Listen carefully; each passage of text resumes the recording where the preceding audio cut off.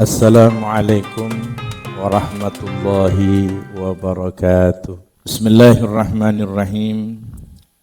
Alhamdulillahilladzi arsala rasulahu bil huda wa dinil haqq liyuzhirahu 'ala ad-dini kullihi wa kafa billahi shahida.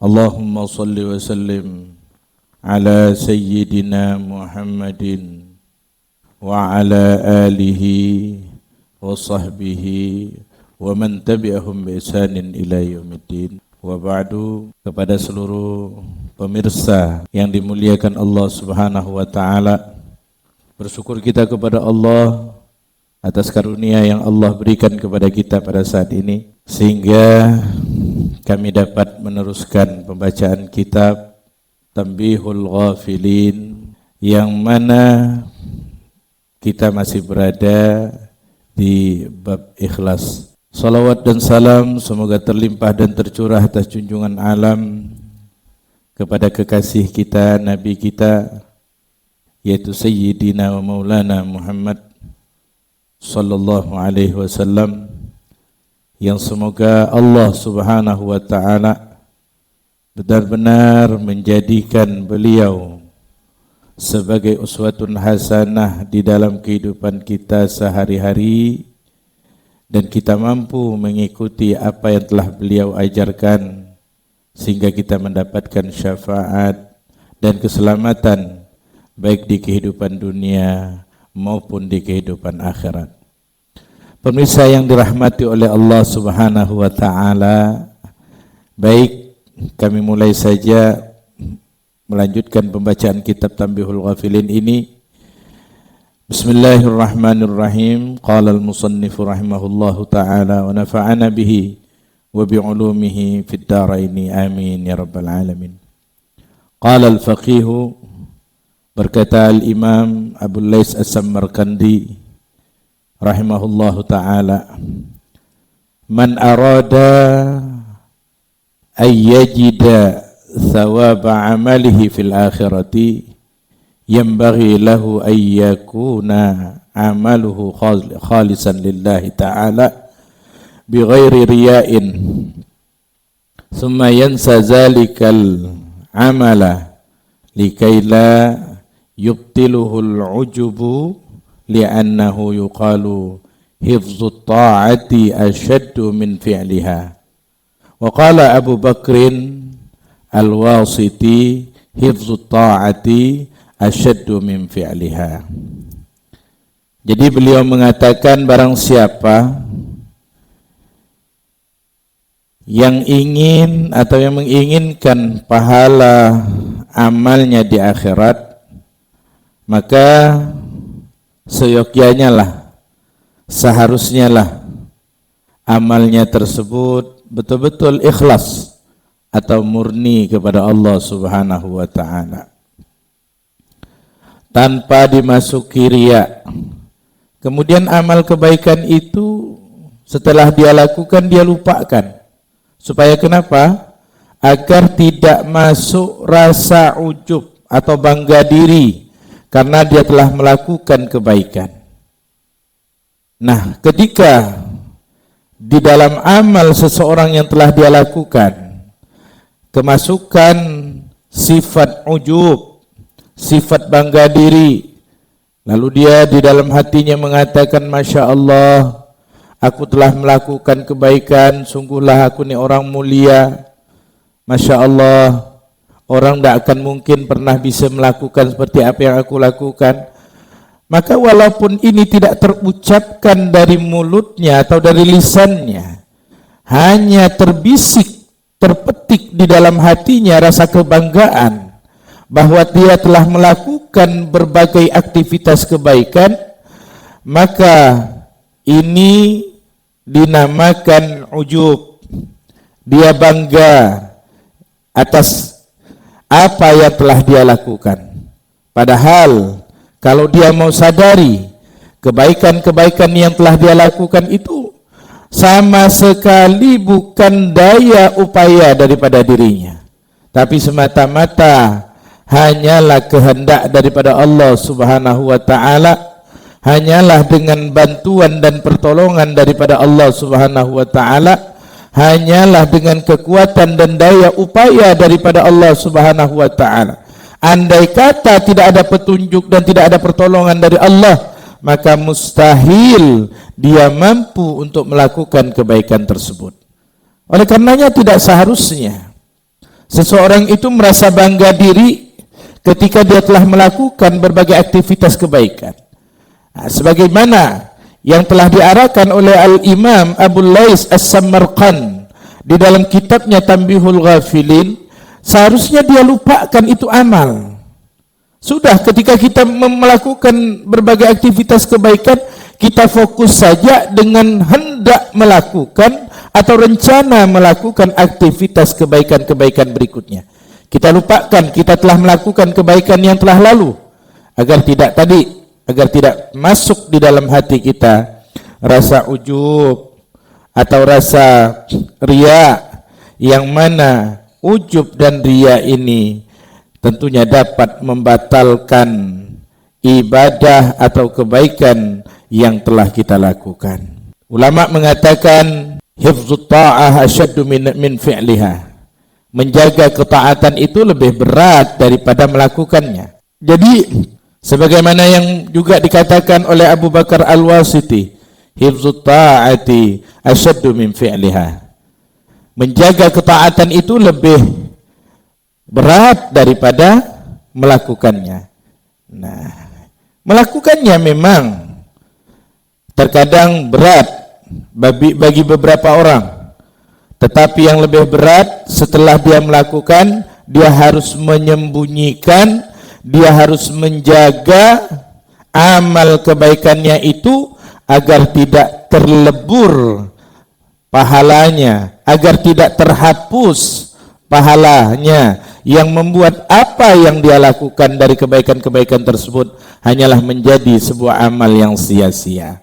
Ini kenapa seseorang harus tetap menjaga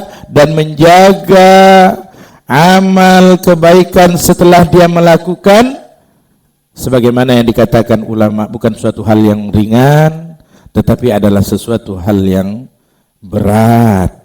Lianna mislaha kamithli zujaji sari'il kasri wala yaqbalu al-jabarah. Kadzalika al-amalu in massahu ar-riya'u kasarahu wa idza massahu al-'ujubu kasarahu. Perumpamaan amal kebaikan atau amal saleh yang telah dilakukan tadi yang harus dijaga, dia seperti kaca.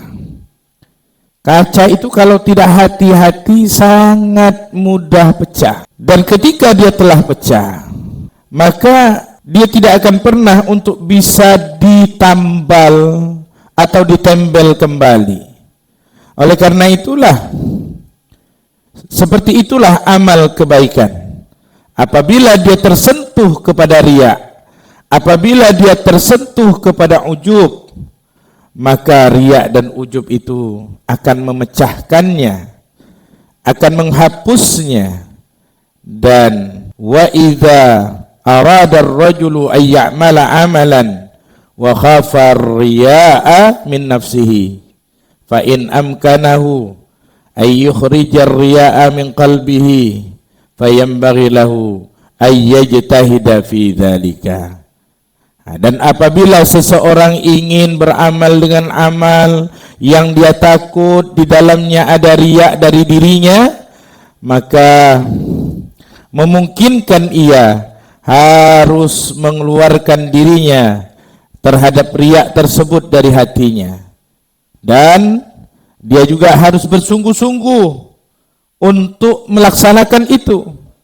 Artinya tidak menganggap remeh, tidak menganggap enteng kalau sewaktu-waktu dari apa yang dia kerjakan itu tiba-tiba muncul minta perhatian, minta puji, muncul rasa bangga diri, rasa lebih baik daripada orang lain karena dia telah melakukan berbagai aktivitas kebaikan. Nah, dia harus bersungguh-sungguh, tidak meremehkan hal yang seperti ini. Bersungguh-sungguh dia menjaganya agar penyakit-penyakit yang dapat menghapus pahala daripada kebaikannya itu dapat dia hindari, dapat dia jauhi.